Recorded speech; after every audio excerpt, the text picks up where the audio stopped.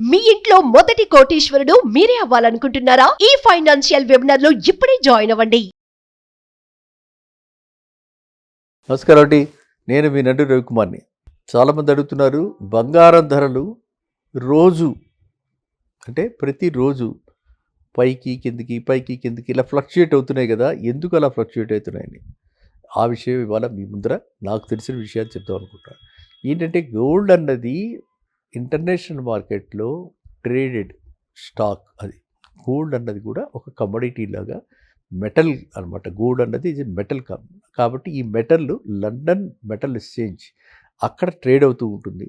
ఆ ట్రేడ్ అయినప్పుడు ఇది మనకందరికీ తెలిసిన విషయం ఏంటంటే డాలర్స్లో, అక్కడ డాలర్స్లో పర్ ఔన్స్ ట్రేడ్ అవుతూ ఉంటుంది. దాన్ని కన్వర్షన్ చేసుకుని దానికి మళ్ళీ మన కస్టమ్ డ్యూటీ అవి కలుపుకొని దాని ప్రకారంగా ఈ గోల్డ్ రేట్స్ నిర్ణయించబడుతూ ఉంటాయి. కాబట్టి గోల్డ్ రేటు డైలీ కాదు, నన్ను అడిగితే ఎవ్రీ మినిట్ అలా మార్కెట్లో ఫ్లక్చుయేట్ అవుతూనే ఉంటుందన్నమాట.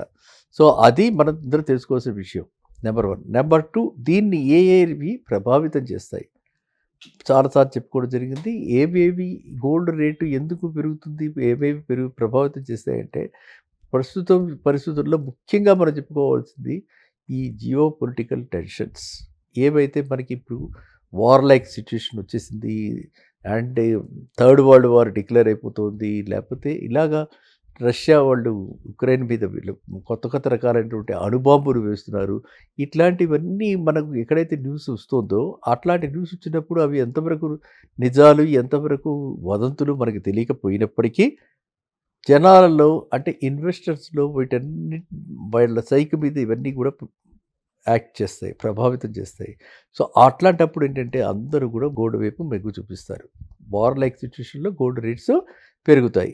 అందుకని గోల్డ్ అయితే పట్టుకుని ఎక్కడికైనా పారిపోవచ్చు కాబట్టి గోల్డ్ అందరూ ఆ టైంలో ఇన్వెస్ట్ చేస్తారు. సో అది మనం ఫస్ట్ నెంబర్ 1 తెలుసుకోవాలి. అందువల్ల గోల్డ్ చాలా ఇప్పుడు రీసెంట్ పాస్ట్లో చాలా వేగంగా పరిగెడుతోంది, తగ్గుతుంది.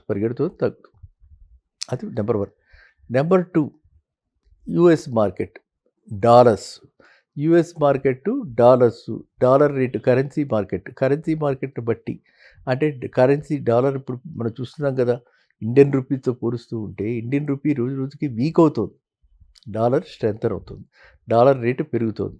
కాబట్టి ఎప్పుడైతే మనకి డాలర్ రేటు పెరుగుతుందో న్యాచురల్గా గోల్డ్ రేటు ఆటోమేటిక్గా, అది గోల్డ్ రేటు ఇంటర్నేషనల్ మార్కెట్ కాదా మనం అనుకున్నాం కదా, అదే 2500 ఉందనుకోండి, దాని ప్రకారంగా ఈ రూపీ కరెన్సీలో అది పెరిగిపోతుంది అనమాట. ఎందుకంటే జస్ట్ అది ఎందుకు పెరిగింది, అక్కడ ఓన్లీ కన్వర్షన్ రేటు వల్ల పెరిగింది.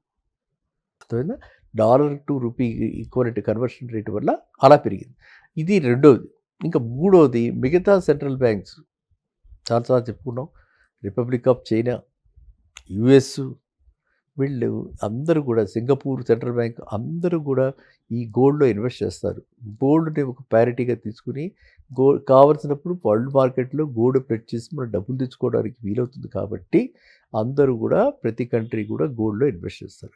ఆ విధంగా ఇన్వెస్ట్మెంట్ ప్యాటర్న్ ఎప్పుడైతే మనం అబ్జర్వ్ చేస్తున్నామో అప్పుడు కూడా వాళ్ళ అదర్ కంట్రీస్ పెంచితే ఇవి demand and supply, just like any other commodity, demand and సప్లైలో గోల్డ్ రేటు కూడా అప్పుడు ప్రభావితం అవుతుంది, గోల్డ్ రేటు పెరుగుతుంది. ఇవి 3 మెయిన్.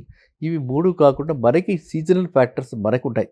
ఇప్పుడు పెళ్ళిళ్ళ సీజన్, ఎప్పుడు చూసింది ఇప్పుడు ప్రతిరోజు ఇక్కడ పెట్టి అక్కడ పెట్టి అన్నీ almost all function halls are booked, ఎక్కడ ఫంక్షన్ హాల్స్ ఖాళీగా లేవు.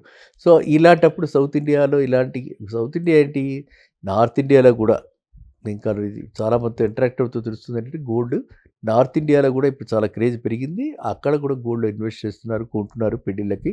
సో అలా పెళ్ళిళ్ళకి కొనే పెళ్ళిళ్ళ సీజన్లో కూడా గోల్డ్ రేట్లు పెరుగుతాయి. సో లోకల్ ఫ్యాక్టర్స్ కూడా వీటికి కంట్రిబ్యూట్ చేస్తుంటాయి. సో ఈ విధంగా గోల్డ్ రేటు ప్రభావితం అవ్వడానికి ఇన్ని ఫ్యాక్టర్స్ ఉన్నాయన్నమాట. ఈ ఫ్యాక్టర్స్ అన్నీ కాకుండా మనకి ఇంకొక ఫ్యాక్టర్ కూడా ఉంది. ఏంటంటే స్టాక్ మార్కెట్ కనుక బాగుందనుకోండి, జనాలు అందరికీ తెలుసు వేలం వెర్రి, ఏ ట్రెండ్ ఏదైతే మోజు అందులోకి వెళ్ళిపోతారు. సో అక్కడ రిటర్న్స్ పెట్టడానికి పెడతారు. అక్కడ బాగాలేదనుకోండి, గోల్డ్లో పెడతారు, ఇన్వెస్ట్ చేస్తారు. Gold is considered better alternative than bank deposit. Bank deposit rate కంటే కూడా ఇక్కడ గోల్డ్లో ఎక్కువ రేట్ వస్తుంది కదా, ఇంట్రెస్ట్ అంటే రిటర్న్ ఎక్కువ వస్తుంది కదా. సో అందువల్ల ఇక్కడ పెట్టుబడులు పెడతారనమాట. సో ఇవన్నీ కలిపితే మనీ మార్కెట్లో టోటల్ మనీ ఇన్ సర్క్యులేషన్ ఈ విధంగా ఒక కమోడిటీ నుంచి ఇంకో కమోడిటీకి, ఒక ఎసెట్ నుంచి ఇంకో ఎసెట్కి ఈ ఇన్వెస్ట్మెంట్ సైకిల్ ఇలా మారుతూ ఉంటుందన్నమాట. రిస్క్ తీసుకుని ఈ రోజుల్లో ఇంత ఒడిదుడుకులకు గురవుతున్నటువంటి స్టాక్ మార్కెట్లో పెట్టే బదులు రిలేటివ్లీ దాంతో పోలిస్తే చాలా తక్కువ ఫ్లక్చుయేషన్. దాంతో పోలిస్తే 81,000 నుంచి గోల్డ్ రేట్ ఎక్కడ దాకా 76,000 దాకా వచ్చింది. అమ్మ 5,000 తగ్గింది, 5,000 తగ్గింది అనుకున్నారు, మళ్ళీ పెరగటం మొదలుపెట్టింది. కాబట్టి నేను ఎప్పుడు చెప్తున్నాను, లాంగ్ రన్లో గోల్డ్ ఎప్పుడు కూడా పైకే. సో గోల్డ్లో ఎప్పుడు కూడా మన ఇన్వెస్ట్మెంట్ లాంగ్ రన్లో సేఫ్. అండ్ ఈ గోల్డ్ వల్ల మనకి లిక్విడిటీ ప్రాబ్లం కూడా లేదు. ఎనీ బ్యాంకర్ ఎవరైనా, ప్రైవేట్ వాళ్ళు, నాన్ బ్యాంకింగ్ ఫైనాన్స్ కంపెనీస్ వాళ్ళు ఎవరైనా కూడా గోల్డ్ మీద లోన్ ఇవ్వడానికి ఎప్పుడు సంసిద్ధులుగా ఉంటారు. కాబట్టి మనం గోల్డ్లో ఇన్వెస్ట్ చేయాలి. ఆ గోల్డ్ కూడా నేను చెప్తున్న 10% of your total investment minimum ఉండాలి. అండ్ ఈ గోల్డ్ని మనము మంచి అంటే purity of gold is very very important. కాబట్టి purity of gold, ornamental gold 22 carat అవునా కాదా అని ఖచ్చితంగా నిర్మోహమాటంగా మన షాపులో అడిగి సర్టిఫికేట్ కూడా వీలైతే తీసి పెట్టుకుంటే మంచిది. భవిష్యత్తులో ఎప్పుడైనా సరే మనం లోన్ తీసుకుంటున్నప్పుడు గోల్డ్ ప్యూరిటీ చూస్తారు. కాబట్టి ఆ గోల్డ్ ప్యూరిటీ మీద మీరు దృష్టి సారించండి. అదేవిధంగా ఇన్వెస్ట్మెంట్ పర్పస్కి గోల్డ్ కొంటున్న వాళ్ళు మాత్రం ఖచ్చితంగా మీరు వీలైనంత మటుకు ఈ రాల్డ్ ఆర్టిఫిషియల్ ఏవైతే స్టోన్స్ ఉంటాయో ఆ స్టోన్ మేడ్ గోల్డ్ ఆర్నమెంట్స్లో తక్కువ కొనుక్కోండి. ఓన్లీ ప్యూర్ గోల్డ్ ఉన్నదే కొనుక్కోండి. అప్పుడు మీకు తరుగు కూడా తక్కువ ఉంటుంది. అదే కనుక స్టోన్ స్టడెడ్ అంటారు అనమాట. అంటే స్టోన్స్తో పెట్టి ఆ బంగారం నగలు చేసినప్పుడు మనకి వేస్టేజ్ కూడా ఎక్కువ ఉంటుంది. కాబట్టి పెట్టుబడి పెట్టేవాళ్ళు మాత్రం ఖచ్చితంగా అంటే ఇన్వెస్ట్మెంట్ ఓరియంటెడ్గా ఆలోచించేవాడు మాత్రం ఆ విధంగా పెట్టండి. అదే నగలు ధరించాలి, ఆనందం పొందాలి అనుకుంటే మాత్రం కావాల్సిన గోల్డ్ కొనుక్కోండి. దాన్ని పెట్టుకుంటారు. అటు ఆ విధంగా ఎంజాయ్మెంట్ ఉంటుంది, హ్యాపీనెస్ ఉంటుంది. ఇటు కావాల్సినప్పుడు అది మనం తరుగు తీసుకుని చేసుకోవచ్చు. సో ఈ విధంగా ఉన్నప్పుడు గోల్డ్లో మీరంతా కూడా ఖచ్చితంగా అడిగి సరైన షాపులో, అంటే బ్రాండెడ్ షాపుల్లో, లేదు మనకి ఎప్పటి నుంచో తెలిసిన షాపుల్లో తీసుకుని, అది బ్రాండెడ్ షాప్స్లో చాలా చోట్ల ఇవాళ దాన్ని ఎస్ఏయింగ్ అంటారంటే గోల్డ్ ప్యూరిటీ టెస్ట్ చేయించుకుని ఆ సర్టిఫికేట్ పెట్టుకోండి. ఎప్పుడు కూడా మనం భవిష్యత్తులో ఎప్పుడు కావాలనుకున్నా కూడా మనకి సర్టిఫికేట్ ఉంటే ఖచ్చితంగా అది గోల్డ్, దాని యొక్క నాణ్యత మనకి పూర్తి భరోసా ఉంటుంది. కాబట్టి మనకు కావాల్సినటువంటి మనం ఎక్కడైనా సరే ఎప్పుడైనా పెట్టి మార్టిగేజ్ చేసి లోన్ తెచ్చుకోవడానికి అవకాశం ఉంటుంది. అంతేగాని ఎక్కడ కూడా బ్రహ్మకు పడి ఎవరో ₹1000 కనుక తగ్గించి ఇస్తున్నామనంటే అది కరెక్ట్ అనుకుని, లేకపోతే ఇంకేదైనా గోల్డ్ రేటు ఎవ్వరు కూడా తగ్గించలేరు. గోల్డ్ రేట్లో మార్జిన్ చాలా తక్కువ.